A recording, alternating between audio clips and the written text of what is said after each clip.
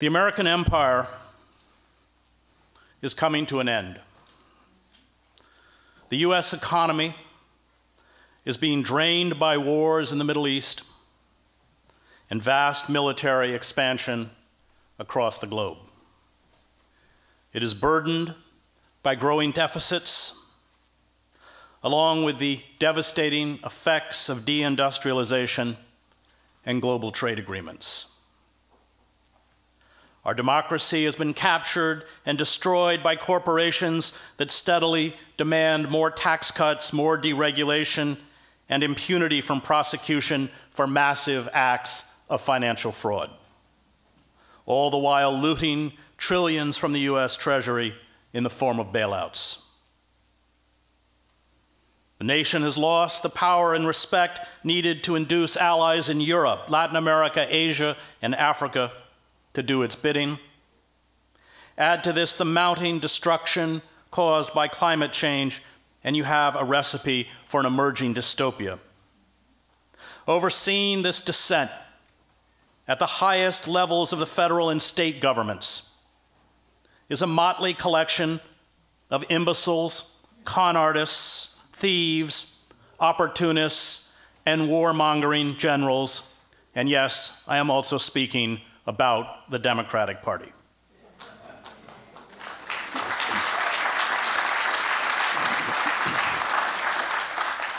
The empire will limp along, steadily losing influence until the dollar is dropped as the world's reserve currency, plunging the United States into a crippling depression and instantly forcing a massive contraction of our military machine. Short of a sudden and widespread popular revolt, which does not seem likely, the death spiral appears unstoppable, meaning the United States as we know it will no longer exist within a decade, or at most two. The global vacuum we leave behind will be filled by China, already establishing itself as an economic and military juggernaut. Or perhaps there will be a multipolar world carved up among Russia, China, India, Brazil, Turkey, South Africa, and a few other states. Or maybe the void will be filled, as the historian Alfred McCoy writes, by a collection of transnational corporations, multilateral military forces like NATO, and an international financial leadership self-selected at Davos and Bilderberg that will forge a supranational nexus to supersede any nation or empire. Under every measure, from financial growth and infrastructure investment to advanced technology, including supercomputers, space weaponry, and cyber warfare, we are being rapidly overtaken by the Chinese. In April 2015, the US Department of Agriculture predicted that the American economy would grow by nearly 50% over the next 15 years, while China's economy is predicted to triple and come close to surpassing America's by 2030. China became the world's second largest economy in 2010, the same year it became the world's leading manufacturing nation, pushing aside a United States that had dominated the world's manufacturing for a century. The Department of Defense issued a sober report. At our own peril, DoD risk assessment in a post-primacy world. It found that the US military, and I quote, no longer enjoys an unassailable position versus state competitors, and it no longer can automatically generate consistent and sustained local military superiority at range. Hello brothers and sisters, welcome back to the channel. I'm hoping that you're doing great from wherever you're watching me from. In today's video, we're going to be talking about something really important, and try to look at it in this way. We today are seeing people going through a lot of things in the United States, and it began with something small. It began with deportation. And you can see from all the changes in immigration law how it has affected the United States and the tariffs and all these crazy things that is happening.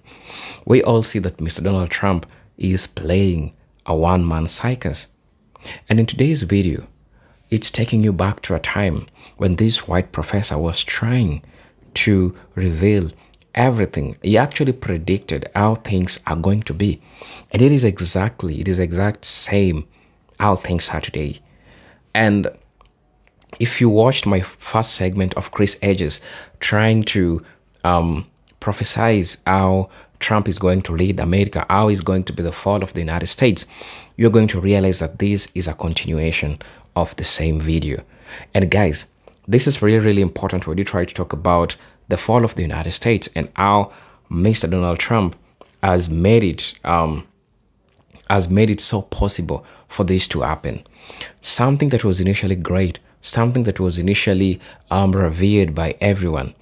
Today, people see the United States as a joke. But why? Look at how look at how all these problems began.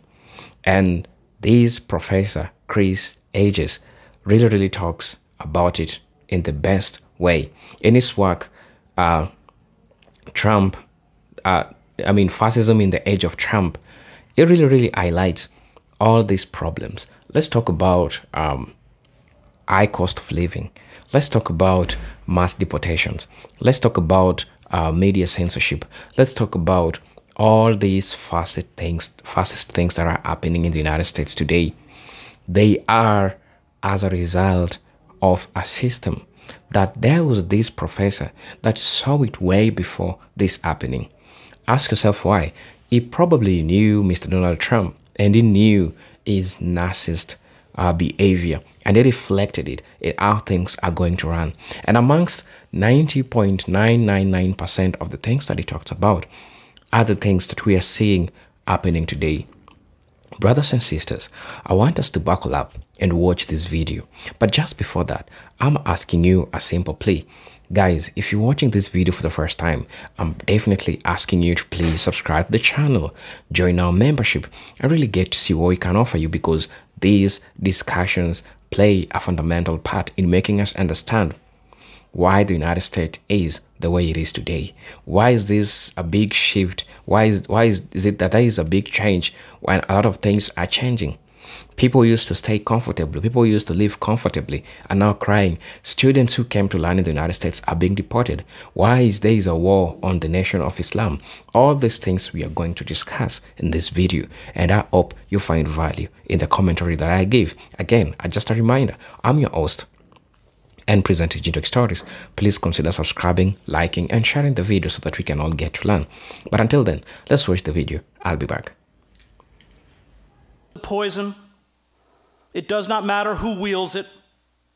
The rebel, for this reason, is an eternal heretic. He or she will never fit into any system. The rebel stands with the powerless, and there will always be powerless people. There will always be injustice, and the rebel will always be an outsider. And resistance requires eternal vigilance. The moment the powerful are no longer frightened, the moment the glare of the people is diverted and movements let down their guard, the moment the ruling elites are able to use propaganda and censorship to hide their aims, the gains made by resistors roll backward. We have steadily been stripped of everything that organized men and women who rose up in defiance and were purged, demonized, and killed by the capitalist elites achieved with the New Deal. The victories of African Americans who paid with their bodies and blood in making possible the Great Society and ending legal segregation also have been reversed.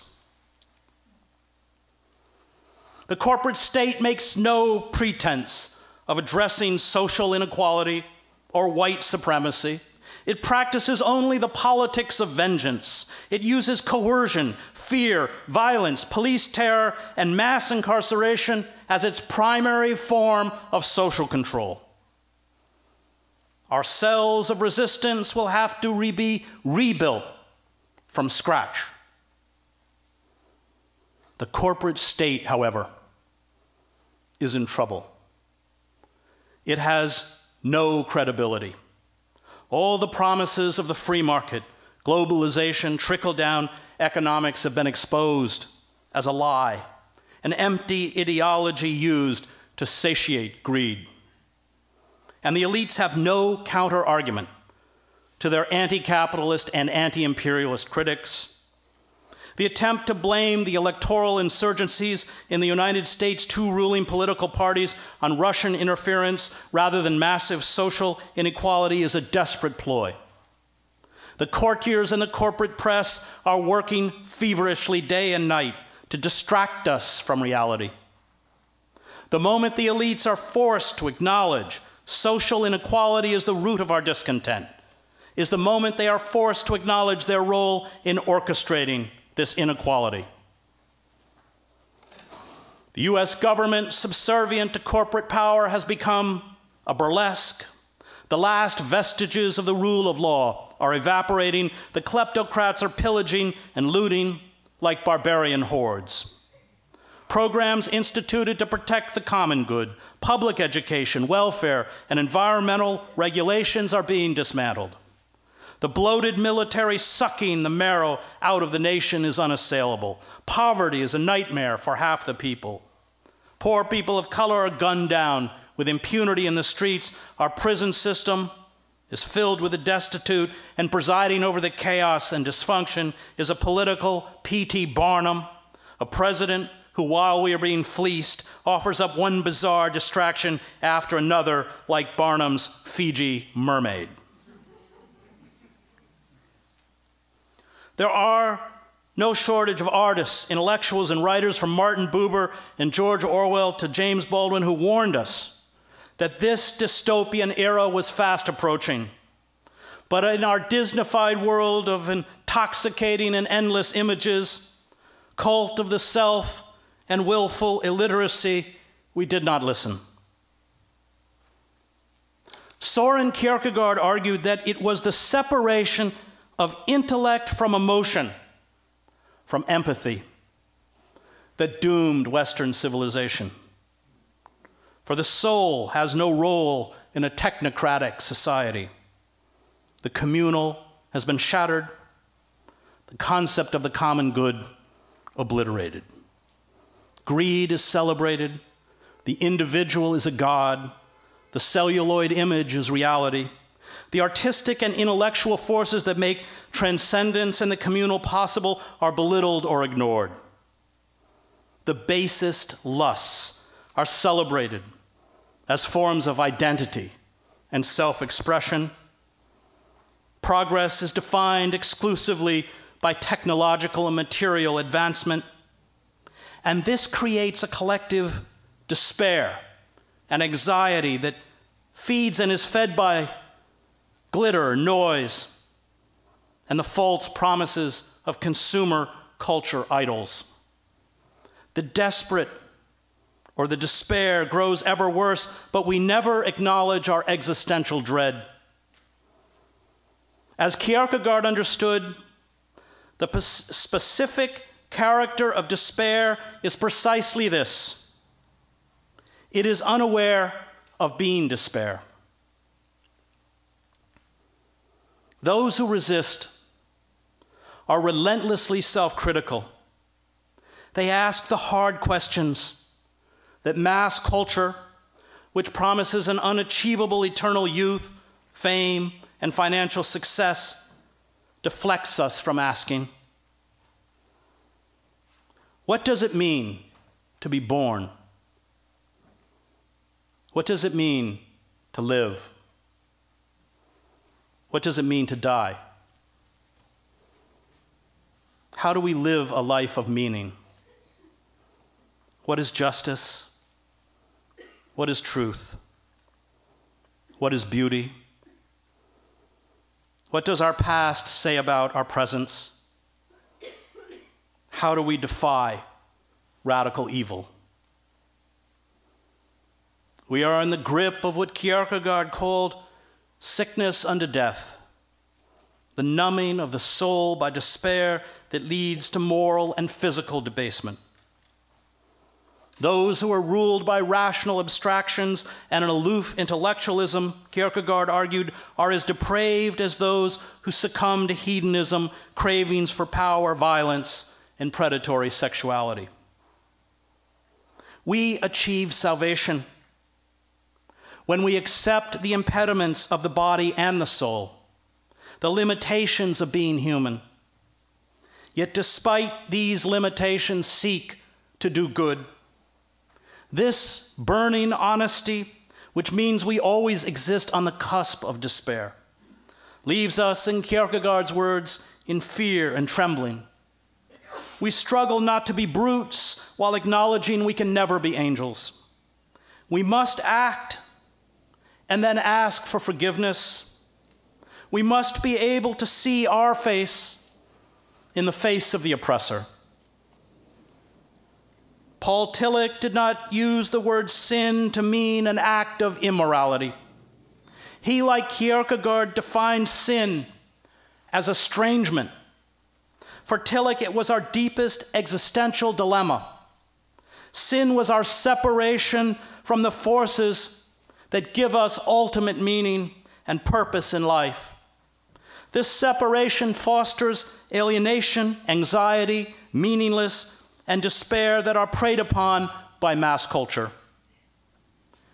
As long as we fold ourselves inward, embrace a perverted hyper-individualism that is defined by selfishness and narcissism, we will never overcome this estrangement. We will be separated from ourselves, from others, and from the sacred. Resistance is not only about the battling of the forces of darkness. It is about becoming a whole and complete human being. It is about overcoming estrangement. It is about the capacity to love. It is about honoring the sacred. It is about dignity. It is about sacrifice. It is about courage, and it is about being free. Resistance to radical evil is the pinnacle of human existence. Thank you.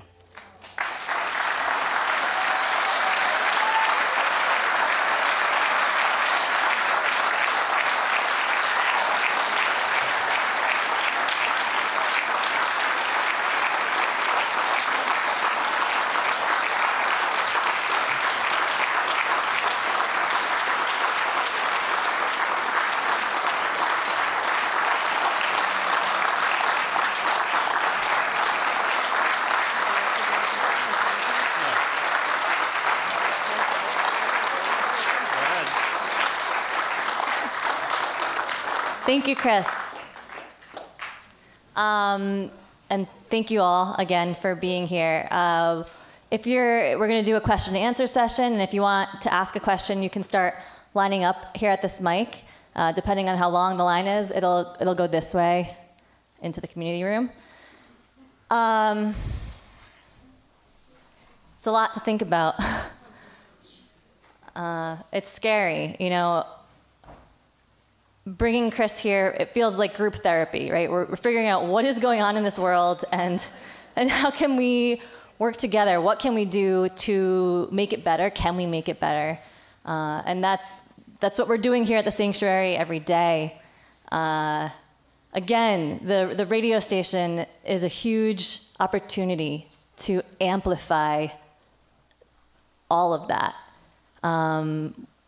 You can help us do that. You can help us by joining us on the air, becoming a volunteer, and by donating. Again, we need $30,000, and we need it quickly so we can build transmitters in Albany and Schenectady and be bringing bright, intelligent, independent thinking voices that are not driven by corporate interests to the airwaves. The airwaves are an extremely powerful medium. People are tuned in and listening. It's intimate. And it's an opportunity. It's one of the few places where, I've said this before, where in this day and age, you might hear an opinion that you don't already have. So please consider donating to this right now. If you're thinking about donating $50, think about donating $1,000. If that is terrifying and you can't do that and it's just no, bring it down to $250, but try to stay there. So again, we're gonna, please stand up and line up if you have a question. Is this a line? Okay, good. So we got people here. Hi, Ingrid. In the meantime, I'm gonna have people stationed along the side, and we're gonna pass a jar. It's, you know, it's worship here. It's sacred. It's spiritual. So I hope you'll contribute. Thank you. And thank you to Chris for handing me $100 just, you know, before he started speaking. So.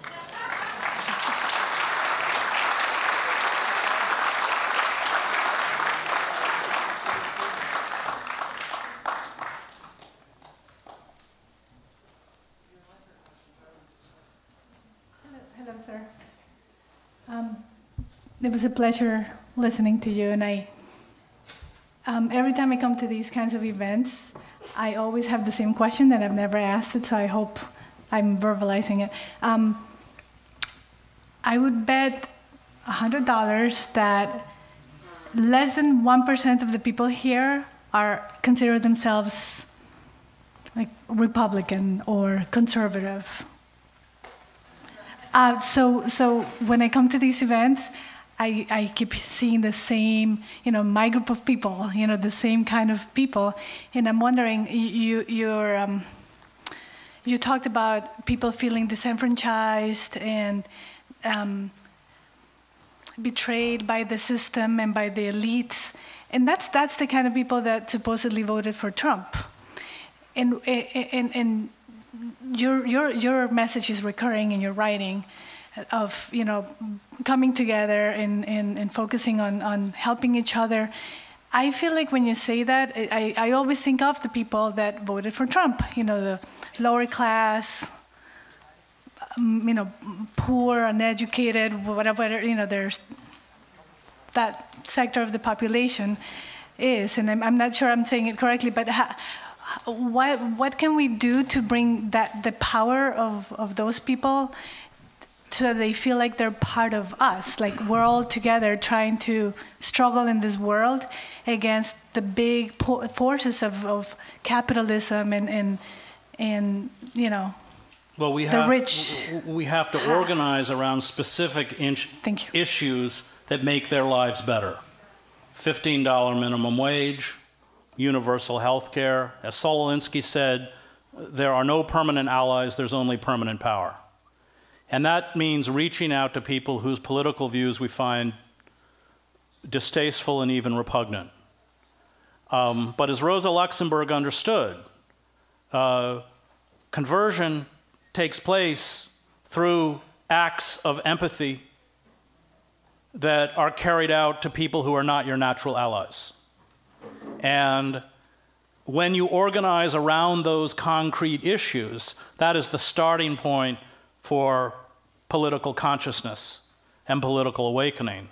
And one of the things that does disturb me is the kind of dismissive tone towards that disenfranchised white working class. I don't defend what the flag-waving Confederates do in the streets of Charlottesville or anywhere else, but they are also victims. And I would all encourage you to go back and read the great book, Brother to a Dragonfly, by Will Campbell, who had been the Baptist minister who, in fact, that picture of walking the girls to school in Little Rock for desegregation, he's right next to them in the South, but became the chaplain to the Ku Klux Klan, in a sense that the state seeks to keep us polarized and divided. And we're not going to gain traction by speaking to them about their mythological past and because they've retreated into the world of magical thinking like the Christian right. We're going to begin to break down that ideology by concretely addressing those forces that create that despair.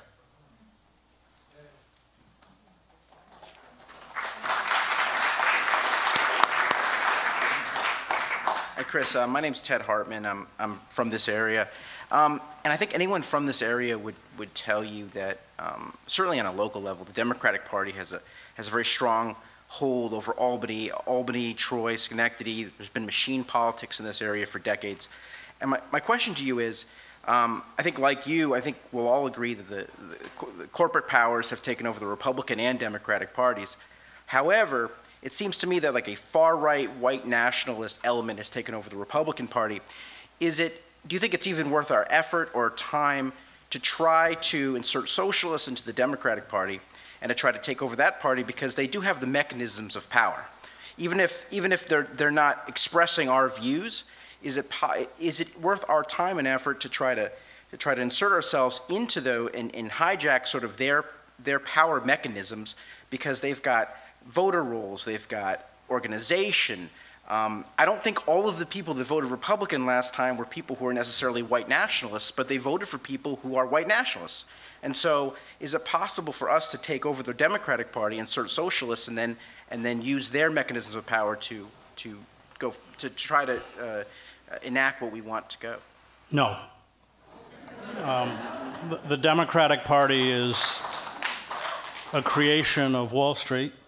Those who are in power, Pelosi, Schumer, are creatures of that system. They know that if they were, for instance, to institute true campaign finance reform, they'd be out of a job. And we are watching the purges now within the DNC of the Bernie Sanders supporters, because they would rather go down than create an open system which would knock them off their perches or their platforms of power. Politics is a game of fear. I mean, the last liberal president we had was Richard Nixon. Not because he was a liberal or had any integrity or a heart, but because he was frightened of movements. And we have to rebuild those movements. That's our goal. And we have to hold fast to moral imperatives and not allow the establishment, including the Democratic Party, to buy us off.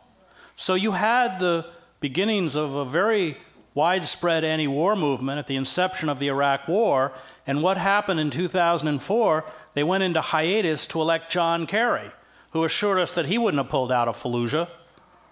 And this is a big mistake. You know, there's that great scene in Kissinger's memoirs, Don't Buy the Book, where Nixon and Kissinger are looking out the window. I think it's 71 or something. There's a huge anti-war demonstration, and the White House has put empty city buses in a ring around the White House to protect themselves. And Nixon's wringing his hand and says, "Henry, they're going to break through the barricades and get us." And that's where we want people in power to be.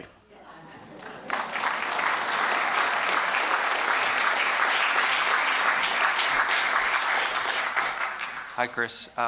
Dan Lander here.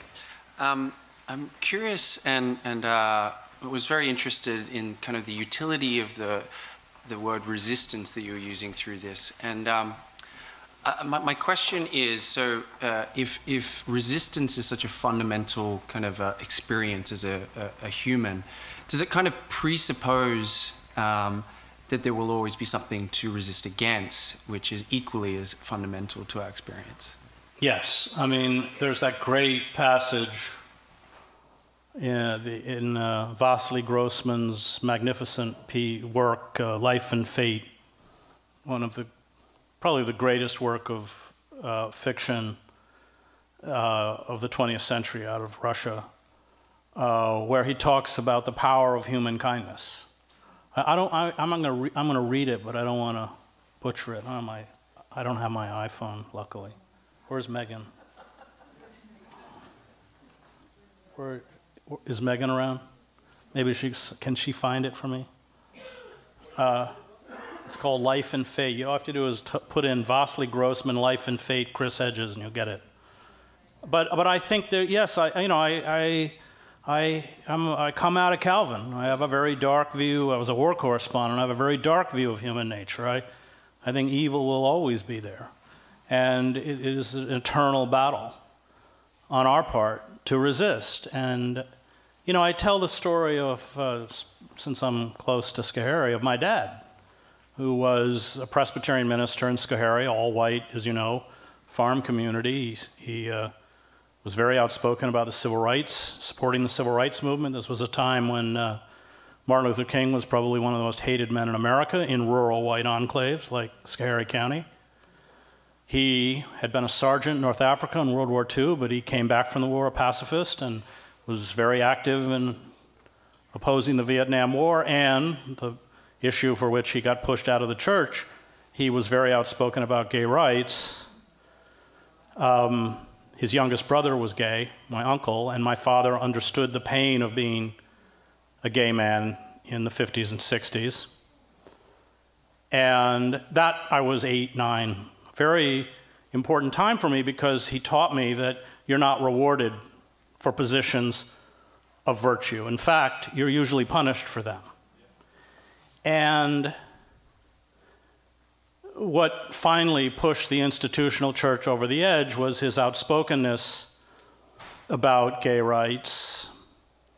And at the time, I was an undergraduate at Colgate. And my father, by the way, there was no gay GBLT organization at Colgate, so my dad actually brought the gay speakers down to the campus to have meetings with students, of which I would join. And finally, and he kept saying that you have to build a public organization, and finally, because they were too frightened to come out of the closet, he came down one day and took me out to lunch and told me that even though I wasn't gay, I had to found the GBLT Alliance at Colgate, which I did. It met and I would go into the dining hall at breakfast, lunch, or dinner. The guy would check off my card, hand it back, and go, "Faggot." So when the church told him to stop, he responded by holding an Easter service for the GBLT community at that time in the city of Syracuse, where he had a church. And he said, "Marriage is a sacrament. It is not a reward for being a heterosexual. And any church that refuses to honor the sacrament of marriage does not deserve to call itself Christian." And he was out. Years later, after being the Middle East bureau chief for the New York Times, I was publicly denouncing Bush's call to invade Iraq. I was booed off of a commencement stage, lynched by right-wing media, called into the New York Times and given a formal written reprimand and told I was no longer allowed to speak about the war in Iraq. And I realized, and I'd been there 15 years, it wasn't an easy moment. No one wants to lose their job. But I realized at that moment that I could muzzle myself in service to my career. But to do so would be to betray my dad. And I quit. And when I walked out the door of that building, for the first time in my life, I articulated what it was my father had given me. And that was freedom. I didn't need the New York Times to tell me who I was. I knew who I was. I was my father's son. And in the Christian faith, we call that resurrection. And that is the power of resistance, which perhaps even my father didn't see. And it will always be there, and those acts of resistance are what Father Daniel Berrigan told me when he defined faith as the good drawing, the belief that the good draws to it the good, even if all the empirical evidence around us says otherwise. The Buddhists call it karma. But I've seen rebellion, Eastern Europe. I was speaking at dinner about watching the Velvet Revolution. I was every night in the Magic Lantern Theater with Václav Havel and Dinsbeer and all the people who would inherit the government. And the walls of Prague that winter were filled with posters of the Charles University student Jan Palach, who, to protest the Soviet invasion in 1968, had gone to Wenceslas Square and lit himself on fire and died 4 days later from his burns. His funeral, which was a non-event, was never covered by the state media, was broken up by the police when his grave became a shrine. His body was exhumed, cremated, his ashes were given to his mother, and she was told she was not allowed to rebury them. And 2 weeks after the communist government fell, 10,000 people marched to Red Army Square and renamed it Jan Palach Square. I was in Wenceslas Square when Marta Kubashova, the great singer who had sung the anthem of defiance, a prayer for Marta that was broadcast out over the airwaves in 1968. And after the imposition of the Soviet-backed government, her recording stock was destroyed. She spent the intervening years working on an assembly line in a toy factory. She was banned from the airwaves. There were 500,000 people in Wenceslas Square that night. It was snowing when she walked out on that balcony and began to sing the prayer for Marta, and every Czech in that crowd knew every word. That is the power of resistance, the moral power of resistance. That even for all those people you think are asleep, somewhere, hear it.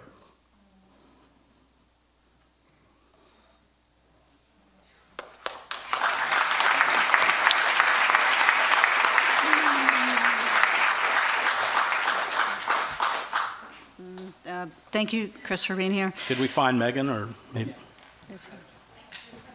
Yeah, did you find it? Yeah. Okay, I have to read. It's one of my favorite quotes. It's from Vasily Grossman, and it's from his book Life and Fate. He was probably the premier.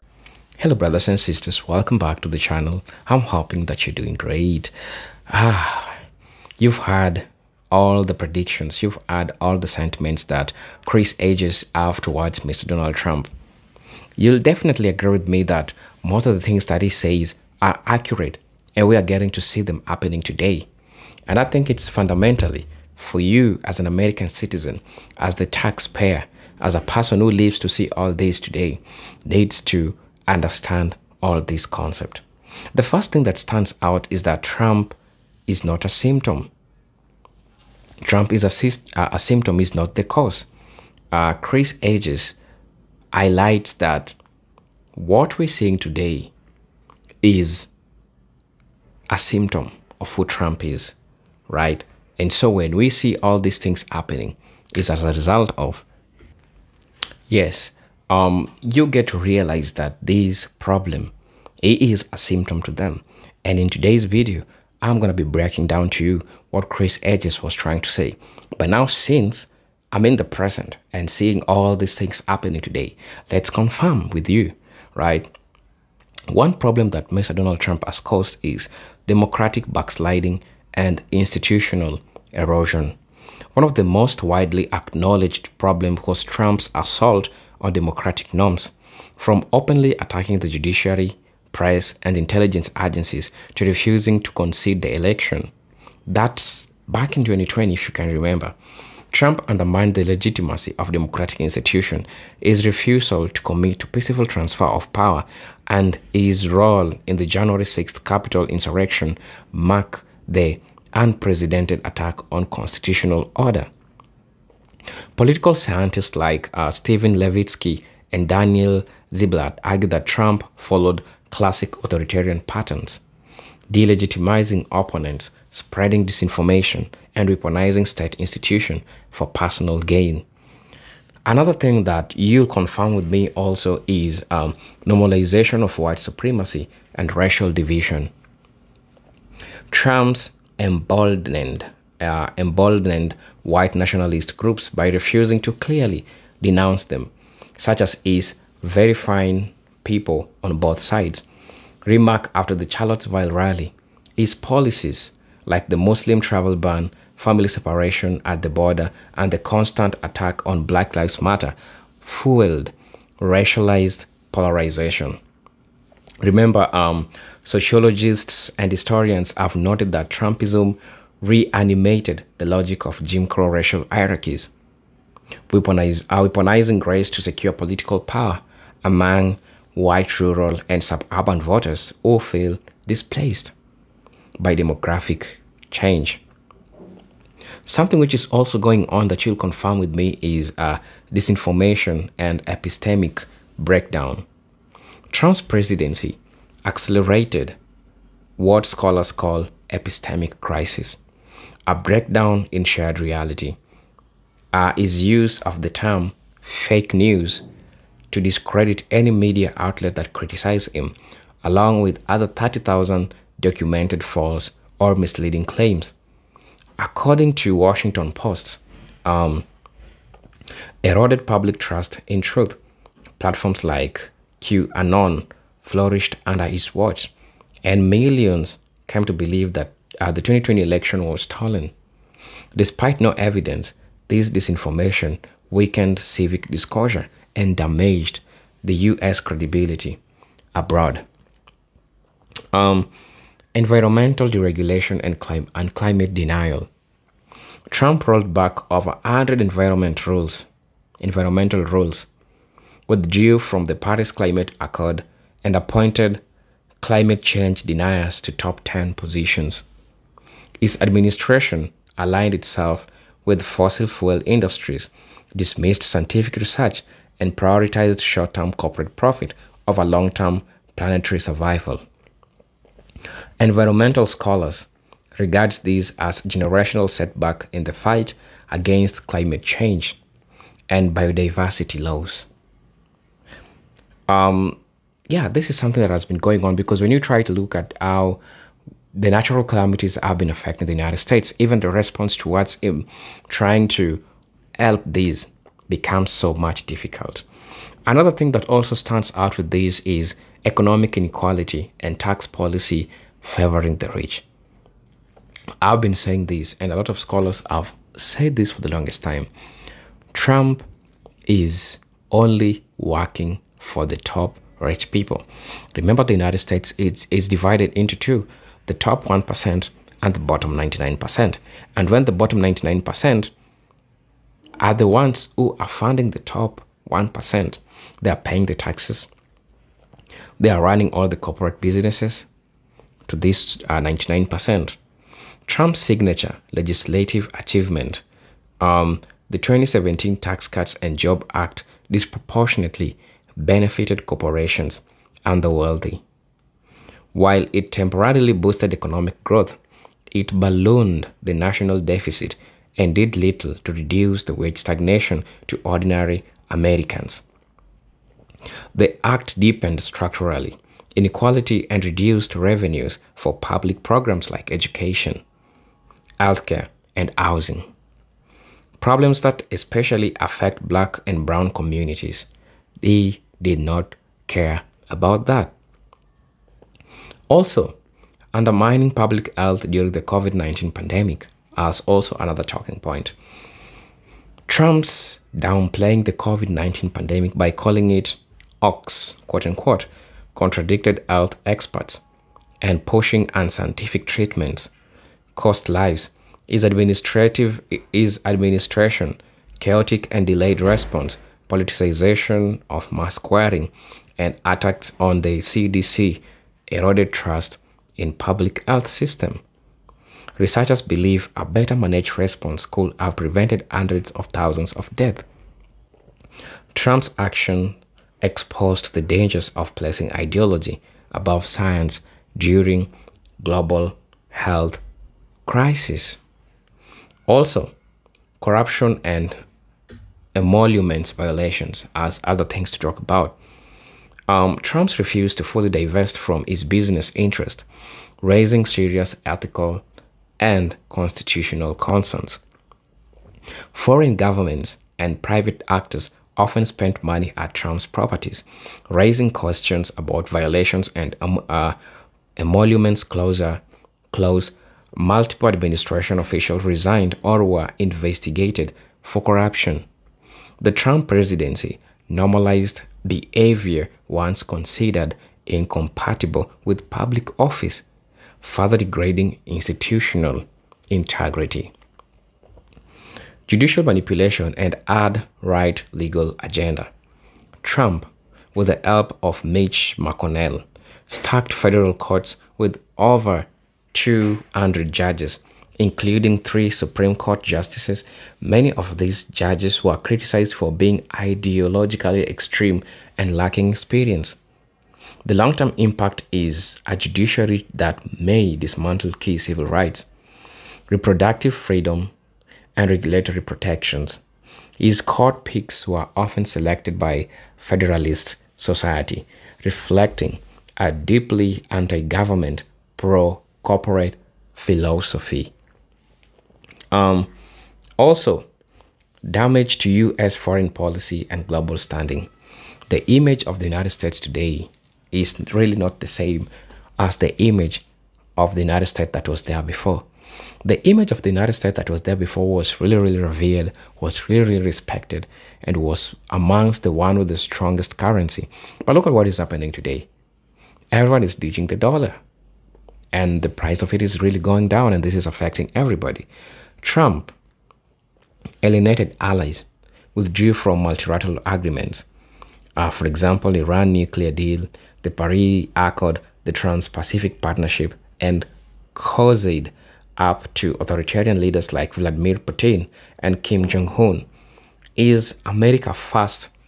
Isolation, reduced isolationism, reduced U.S. credibility and moral authority on the global stage.